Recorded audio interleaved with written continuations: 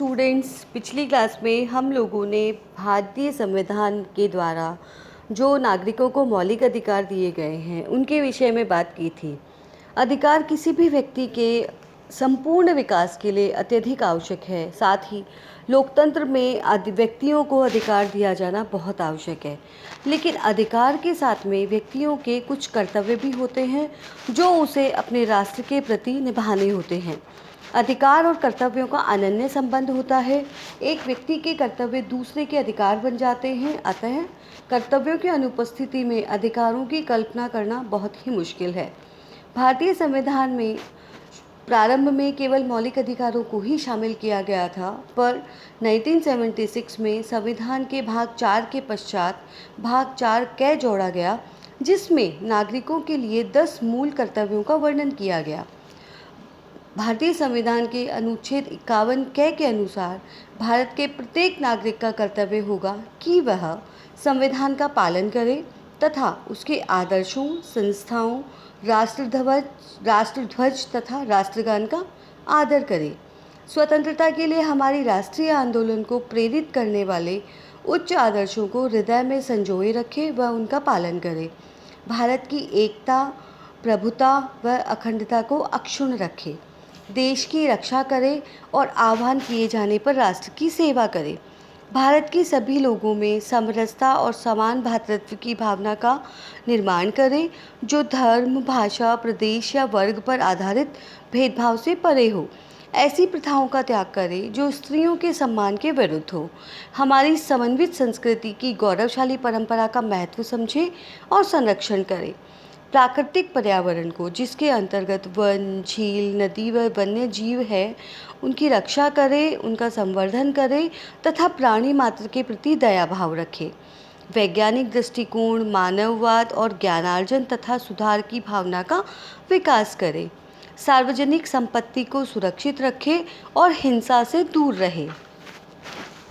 व्यक्तिगत और सामूहिक गतिविधियों की सभी क्षेत्र में उत्कर्ष की ओर बढ़ने का सतत प्रयास करें, जिससे राष्ट्र निरंतर बढ़ते हुए प्रगति व उत्कर्ष की नई ऊंचाइयों को छू ले। माता पिता या संरक्षक द्वारा 6 से 14 वर्ष के बच्चों हेतु प्राथमिक शिक्षा ज़रूरी हो गई है। इसे भी हम प्राथमिक शिक्षा को भी मौलिक अधिकारों की श्रेणी में रखा गया है। इस प्रकार मूल कर्तव्य एक सुंदर आदर्श व उच्च भावना के अंतर्गत संविधान में शामिल किया गया है। लेकिन आदर्श बहुत ऊंचे हों और सामान्य मानव के प्रयास की श्रेणी में ना आ पाते हों तो उनका अच्छे होने के बावजूद होना निरर्थक हो जाता है। मानववाद अत्यंत व्यापक अवधारणा है, जिसको कार्य रूप में परिणत करने के लिए विशिष्ट प्रयासों की आवश्यकता होती है। वे प्रयास जो सामान्य मानव की कार्यसीमा में कठिनाई से आते हैं। मौलिक अधिकार मौलिक अधिकार व्यक्तियों को प्रदान किए गए हैं। मौलिक अधिकारों के लिए मौलिक अधिकार व्यक्ति के व्यक्तित्व के विकास के लिए अति आवश्यक है। तो वहीं मौलिक कर्तव्य जो हैं वो व्यक्ति को अपने कर्तव्यों की याद दिलाते हैं, अपने राष्ट्र के प्रति अपने राष्ट्रीय आंदोलन के त्याग, संघर्ष व बलिदान को याद दिलाती है। और हर नागरिक का यह कर्तव्य होता है कि यह जो उन्हें स्वतंत्रता मिली है वह स्वतंत्रता उन्हें बहुत मुश्किल से मिली है और इस स्वतंत्रता का उन्हें सम्मान करना चाहिए। उसका कारण ये है कि ये जो वर्तमान में व्यक्तियों को स्वतंत्रता मिली है उसके लिए कितने लोगों ने अपना बलिदान दिया, अपने आप को ख़त्म कर दिया, अपने राष्ट्र के लिए अपने आप को ख़त्म कर दिया।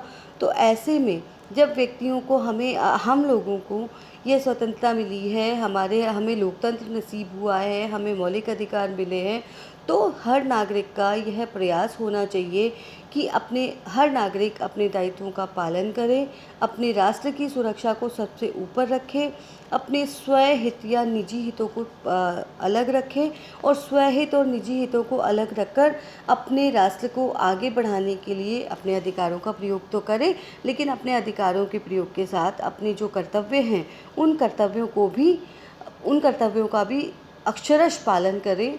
अपने बच्चों को स्कूल स्तर पर नैतिक शिक्षा के साथ राष्ट्र प्रेम वाली व्यापक व उदात्त भाव की शिक्षा भी दें। बच्चों को मतलब हमारे राष्ट्रीय आंदोलन के बारे में बताएं और यह बताएं कि कितने मुश्किल से, कितनी परेशानियों के बाद हमको यह स्वतंत्रता मिली, हमारा राष्ट्र संप्रभु हुआ। तो हमारे राष्ट्रगान का, राष्ट्रध्वज का महत्व हम अपने बच्चों को समझाएं। मानवीय गुणों के विकास के लिए घर, परिवार, शैक्षणिक संस्थाएं, संचार साधन आदि सभी के माध्यम से प्रयास करना बहुत ज़रूरी है। मानवीय गुणों को एक दिन में आकार नहीं दिया जा सकता।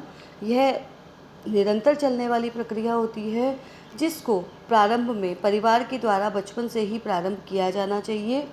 नागरिक यदि इन मूल कर्तव्यों का पालन न करता हो तो इसके लिए किसी न किसी प्रकार के दंड की व्यवस्था भी होनी चाहिए, चाहे वह दंड हल्का हो, पर अन्य नागरिकों पर इससे मनोवैज्ञानिक दबाव पड़ेगा और अन्य नागरिक भी अपने मौलिक कर्तव्यों का पालन करेंगे। नैतिक मूल्यों की पुनर्स्थापना अत्यंत आवश्यक है।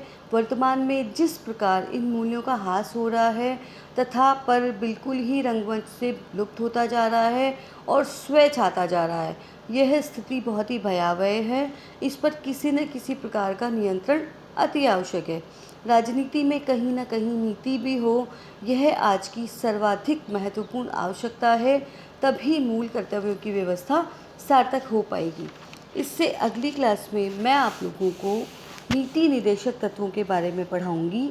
नीति निर्देशक तत्व जो हैं, मौलिक अधिकार व्यक्तियों के लिए होते हैं और नीति निर्देशक तत्व राज्यों के लिए होते हैं।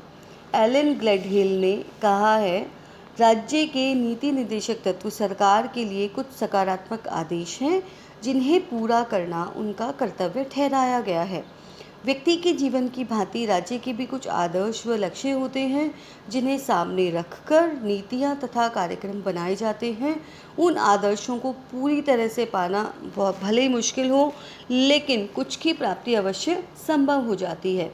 इस प्रकार राज्य के नीति निर्देशक तत्व लोक कल्याणकारी राज्य की कल्पना को साकार रूप देने, समानता पर आधारित समाज का निर्माण करने, विकास के सभी को समान अवसर प्रदान करने तथा विकास के लाभ की उपलब्धि जनता को जो तत्काल दे सकने की स्थिति में हो, वह मौलिक अधिकारों के रूप में दिए गए हैं। लेकिन कुछ व्यवस्थाएं ऐसी थी जो भारतीय नागरिकों के जीवन को बेहतर बनाने के लिए स्थापित करना ज़रूरी था, लेकिन तत्कालीन परिस्थितियों में ऐसा संभव नहीं था, तो उनको नीति निर्देशक तत्वों के रूप में सम्मिलित कर लिया गया, ताकि जैसे जैसे संसाधन उपलब्ध होते जाएं, वैसे वैसे नागरिकों के हित में यह प्रावधान कार्य रूप में परिणत कर दिए जाए।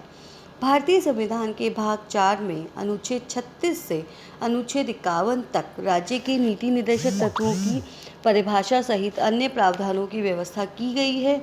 ये नीति निर्देशक तत्व नागरिकों की शिक्षा, स्वास्थ्य, सामाजिक समता तथा राज्य सरकार के लिए अनुसरणीय नीति के विश्लेषण से संबंधित है, जो निम्न प्रकार है। सबसे पहली बात, अनुच्छेद 38 कहता है, लोक कल्याण की वृद्धि के लिए सामाजिक, आर्थिक व राजनीतिक न्याय से परिपूर्ण सामाजिक व्यवस्था के लिए राज्य द्वारा प्रयास किए जाएंगे। विभिन्न प्रकार की यथा प्रतिष्ठा, अवसर तथा सुविधाओं की असमानता को कम करने का प्रयास किया जाएगा। अनुच्छेद 19 राज्य के लिए कुछ अनुसरणीय नीतियों के बारे में बात करता है।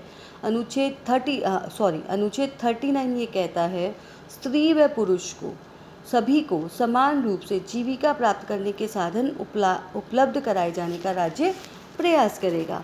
भौतिक साधनों के स्वामित्व व नियंत्रण की व्यवस्था अधिक से अधिक सार्वजनिक हित में राज्य द्वारा की जाएगी। आर्थिक व्यवस्था का संचालन इस प्रकार से किया जाएगा कि उत्पादन के साधनों व धन का केंद्रीकरण जन सामान्य के अहित में न हो। पुरुषों व स्त्रियों के लिए समान कार्य के लिए समान वेतन प्राप्त हो। पुरुषों व स्त्रियों को ऐसे काम करने के लिए विवश न होना पड़े जो उनके स्वास्थ्य व शक्ति के प्रतिकूल हों। और यही व्यवस्था बच्चों के लिए भी अपनाई जानी चाहिए। बच्चों को स्वतंत्र व गरिमामय विकास के लिए अवसर प्राप्त हो तथा शोषण से सुरक्षा प्रदान की जाए। इसी प्रकार अनुच्छेद 39 क में कहा गया है, अनुच्छेद 39 क के द्वारा समान न्याय व निःशुल्क कानूनी सहायता का प्रावधान किया गया है। राज्य द्वारा यह प्रयास किया जाएगा कि सभी को समान अवसर के आधार पर न्याय सुलभ हो। आर्थिक या अन्य किसी बाधा के कारण यदि कोई नागरिक न्याय पाने में असमर्थ है तो उसके लिए किसी अन्य विधि या निःशुल्क कानूनी सहायता की व्यवस्था की जाए। अनुच्छेद 40 में ग्राम पंचायतों के संगठन की बात की गई है। गांधीवादी दर्शन तथा अवधारणा के अनुरूप नीति निर्देशक तत्वों में ग्राम पंचायत के संगठन को स्वीकार किया है। राज्य द्वारा पंचायतों की स्थापना की जानी चाहिए ताकि वे स्वायत्त शासन की इकाई के रूप में काम करने योग्य बन सके। अनुच्छेद 41 काम, शिक्षा व लोक सहायता के अधिकार की बात करता है। राज्य अपनी सीमाओं के भीतर सभी नागरिकों को काम व शिक्षा उपलब्ध करवाने का प्रयास करेगा। बेरोजगारी, बुढ़ापा, बीमारी व अशक्तता आदि की अवस्था में सार्वजनिक सहायता देने का प्रबंध करेगा। अनुच्छेद 42 प्रसूति सहायता के प्रबंध की बात करता है। काम की दशाओं को न्याय संगत व मानवोचित बनाने के लिए प्रसूति सहायता के लिए प्रबंध करेगा। अनुच्छेद 43 श्रमजीवियों के लिए न्यूनतम मजदूरी तय करने की बात करता है। वो अनुच्छेद 43 के अनुसार श्रमजीवियों के लिए न्यूनतम मजदूरी की व्यवस्था राज्य करेगा। शिष्ट जीवन स्तर व अवकाश के लिए काम की परिस्थितियाँ, सामाजिक तथा सांस्कृतिक अवसर प्रदान करने का प्रयास करेगा। वह कुटीर उद्योगों को बढ़ाने का भी प्रयास करेगा। अनुच्छेद 43 क के अनुसार उद्योगों के प्रबंध में मजदूरों की भागीदारी के लिए राज्य के द्वारा विभिन्न कदम उठाए जाएंगे। अनुच्छेद 44 समान सिविल संहिता की बात करता है। राज्य भारत के सभी नागरिकों के लिए समान सिविल संहिता प्राप्त कराने का प्रयास करेगा। आर्टिकल 45 बच्चों के लिए अनिवार्य व निःशुल्क शिक्षा की बात करते हैं और उसमें ये कहा गया है कि संविधान के लागू होने के 10 वर्ष के अंदर राज्य 14 वर्ष तक की आयु के बच्चों के लिए निःशुल्क व अनिवार्य शिक्षा की व्यवस्था करने का प्रयास करेगा। अनुच्छेद 46 के अंतर्गत अनुसूचित जातियों व जनजातियों तथा अन्य पिछड़े वर्गों के हितों के लिए तथा सामाजिक न्याय के लिए राज्य प्रयास करेगा। अनुच्छेद 47 नागरिकों के जीवन स्तर को ऊंचा उठाने के लिए राज्य के कर्तव्य की ओर संकेत करता है। राज्य जन स्वास्थ्य के लिए प्रयास करेगा। मादक पदार्थ, मादक पेय तथा हानिकारक औषधियों के निषेध की व्यवस्था करेगा। पशुओं की नस्लें सुधारने, दुधारू पशुओं तथा गायों की सुरक्षा के लिए अनुच्छेद 48 में राज्य से अपेक्षा की गई है। अनुच्छेद 48 क के अनुसार राज्य पर्यावरण के संरक्षण तथा विकास के लिए प्रयास करेगा तथा वन्य जीवों की सुरक्षा की भी व्यवस्था करेगा। राज्य द्वारा ऐतिहासिक तथा राष्ट्रीय महत्व की इमारतों की देखभाल की जाएगी। आर्टिकल 49 के अनुसार राष्ट्रीय महत्व के स्मारकों, कला के स्थानों की विकृति, टूट-फूट, बिक्री आदि से रक्षा करना राज्य की बाध्यता होगी। अनुच्छेद 50 कार्यपालिका तथा न्यायपालिका को एक दूसरे से पृथक रखने के लिए कदम उठाने की अपेक्षा करता है। अनुच्छेद 51 के अनुसार नीति निर्देशक तत्वों में अंतर्राष्ट्रीय शांति व सुरक्षा के लिए राज्य द्वारा किए जाने वाले प्रयासों की चर्चा की गई है। यह प्रयास निम्न प्रकार होंगे। राज्य द्वारा अंतर्राष्ट्रीय शांति व सुरक्षा में वृद्धि का प्रयास किया जाएगा। राष्ट्रों में न्यायपूर्ण व सम्मानपूर्ण संबंधों का विकास किया जाएगा। अंतर्राष्ट्रीय संधियां व समझौतों के प्रति सम्मान रखा जाएगा और मध्यस्थों के माध्यम से अंतर्राष्ट्रीय विवादों के निपटारे का प्रयास किया जाएगा। इस प्रकार राज्य की नीति निर्देशक तत्व राज्य के लिए बनाए गए कुछ नियम हैं जिन्हें प्रत्येक राज्य को अपने शासन का संचालन करते समय ध्यान रखना अनिवार्य होगा। अगली क्लास में मैं आप लोगों को नीति निर्देशक तत्वों की विशेषताएं और मौलिक अधिकार और नीति निर्देशक तत्वों में अंतर पढ़ाऊंगी। धन्यवाद।